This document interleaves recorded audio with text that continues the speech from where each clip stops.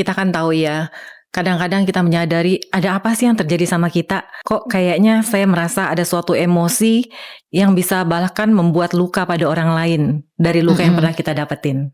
Sehingga berdampak juga pada anak-anak kita dalam cara kita mendidik dia, dalam pola asuh kita, seperti itu. Nah, dengan hipnoterapi ini, itu adalah terapi yang diberikan dalam keadaan hipnosis. Kita mencari akar masalahnya. Apa sih akar masalah di masa lalu yang mempengaruhi sekarang dalam emosi, pikiran, dan perilaku seseorang? Dalam hipnoterapi ini kita akan membawa pasien dalam keadaan hipnosis, yaitu dengan menembus pikiran sadarnya kepada pikiran bawah sadarnya.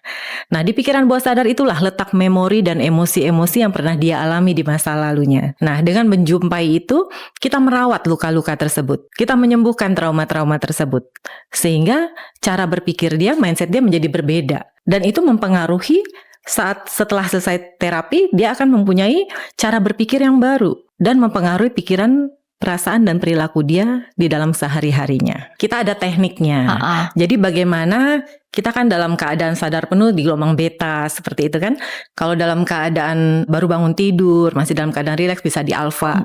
Nah, kita akan membawa pasien untuk pada gelombang theta. Nah, jadi pasiennya bukannya tidur, pasiennya bukannya nggak sadar.